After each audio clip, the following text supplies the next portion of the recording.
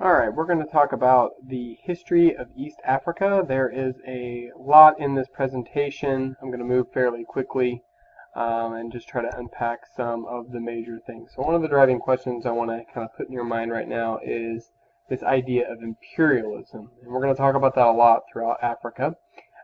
Did it have a positive effect on East Africa? You can see what some of the things we're going to talk about here. This first part I'm going to try to skim over pretty quickly.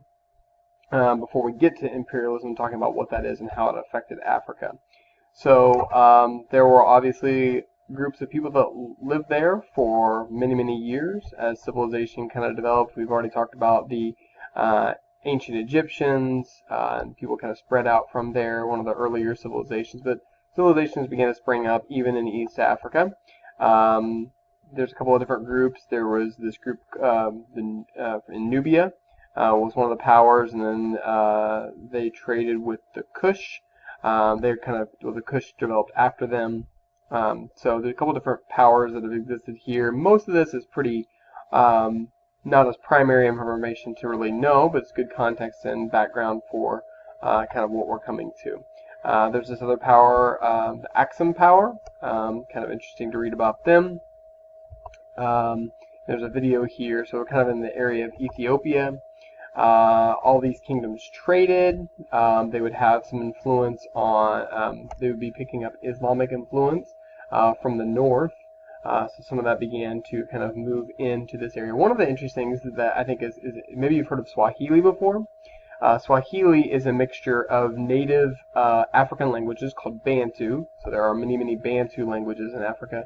It mixed with Arabic, which is a language from the Middle East and spoken in North Africa, to create what is known as Swahili. So Swahili, I'll kind of admit that I used to think Swahili was like a country or a group of people. Swahili is a language, but it's spoken in a large portion of Africa, particularly in East Africa.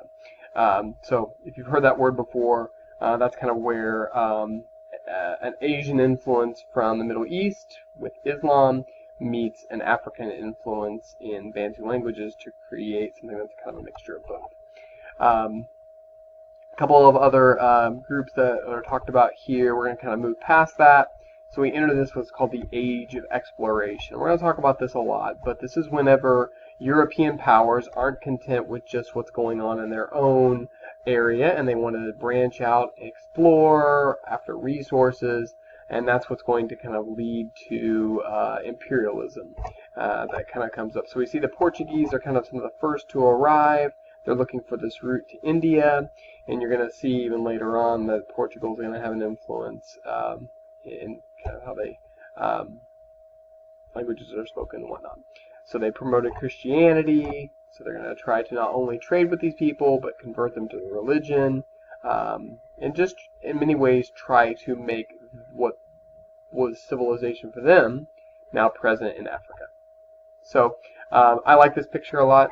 You might see it some on the internet if you ever Google imperialism, kind of showing a European stretching over the entire continent of Africa, really kind of showing there that, Europe would dominate Africa and control all of it. You're going to see a map pretty soon that kind of reflects that. And there was something in the 1800s, late 1800s, called the Berlin Conference. It's where a bunch of countries met in Berlin, Germany, and they divided up Africa. What's interesting is that no African leaders were invited to that conference. So you really start getting this idea that under imperialism, nobody's really representing Africa in their best interest. It's all what's best for Europe, Europeans. So they exploited the people, they exploited their resources. And that's going to, I think, make long-lasting effects for Africa in a very negative way.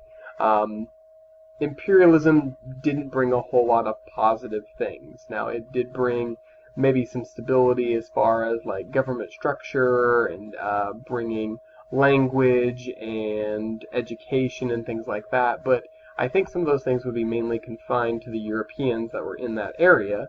And not really given to the Africans. And so this is going to be a trend that you're going to see in not only East Africa, but other regions as well. So imperialism This is a John Green video that you could watch if you got into the actual presentation that talks about that and just the role that imperialism has in Africa and other parts of the world, because imperialism is not something that's just in Africa alone.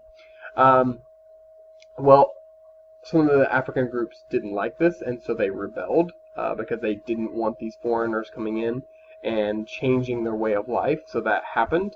One of the most interesting stories occurs in Ethiopia. Ethiopia is one of only like 2 countries that was never colonized. Um, and it wasn't because they didn't try. Europeans did try, mainly Italy. Italy was defeated by the Ethiopians. This next slide talks, well, it's not the next slide, but this tapestry talks about the Battle of Adwa, is whenever basically the Ethiopians win the battle. This emperor is kind of responsible for that. This video does talk about this professor that wrote a book, I think, that talks about it. It's kind of interesting. So it's one of those success stories that Europe was defeated. It's a success story from the viewpoint of Africans. So this is often something I show students too. You see here a colored map of Africa, and everything that's colored is a European power. So we see, you know, Belgium, Britain, France, Portugal, Spain, and Italy are the ones that basically have claimed almost all of Africa. And so that's why you're going to see, you know, trends like even in World War I and World War II, Africans were conscripted or made to fight in those wars because they were still a part of the colonies. So there's a video here about that and the soldiers that fought. You can kind of see, you know, having some weapons that would have been used by the Europeans, you know, rifles and things like that during those wars, and then also using their own African headdresses is kind of a really interesting merger of 2 things that are kind of different from each other. After World War II, the trend was that Europe began to pull out of many of their occupied territories, all of their colonies, and so this left, I think, a gaping hole in much of Africa because the stability that had come, whatever stability the Europeans brought, was now gone. It just kind of upped and left. And I think this is what's going to make Africa kind of go backward. And so Africa's had a lot of problems over the years with poverty and with disease and with just government instability. There's lots of dictators and just different things that have happened in a variety of areas, and it often seems to come back to imperialism and all the things that have happened in imperialism. So trying to paint a pretty good picture for you here of how bad it really kind of went for Africa. But many of them started to get independence. You can kind of see the dates here. So Kenya, 75 years of British rule had been disrupted. And then they kind of get their independence, and you kind of see the stories kind of going down through each of these powers. Places like Rwanda had a lot of tensions. There are 2 groups called the Hutu and the Tutsi, these 2 groups that kind of became at war with each other over the fact of kind of the European influence. Kind of like the Europeans like turned them against each other. Have you ever seen the movie Hotel Rwanda? Tells the story kind of this, and it's a true story of a man who kind of like ran a hotel, and he turns the hotel into this like refuge in the middle of a war. So it's a really kind of interesting story. So just kind of moving fast forwarding here, you kind of see that there's been a lot of this conflict is coming from the role that imperialism played. So here's that clip that I was talking. Here's the movie I was talking about, Hotel Rwanda. It's a really interesting clip because it's an American trying to figure out what the differences is between Hutus and Tutsis, and it basically comes down to, well, the Europeans said one looked like this and one looked like this, and so they were these descriptions that were made up, and that created all the tensions that existed among the people of in Rwanda, and what caused a lot of the maybe foundations of why this war occurred. So you can see some of the other countries mentioned here. So conflict after conflict after conflict. Sudan, we'll talk about that a little bit later, but interesting class, the War of Sudan. It was really, really bloody. Many of these countries have a lot of wars. So kind of the big overarching thing you need to come away with from East Africa is just the role that war played in this area, or not war played, but that imperialism played and what it would lead to conflict and war later on. that's the last slide, so I'll leave you with that. Thanks.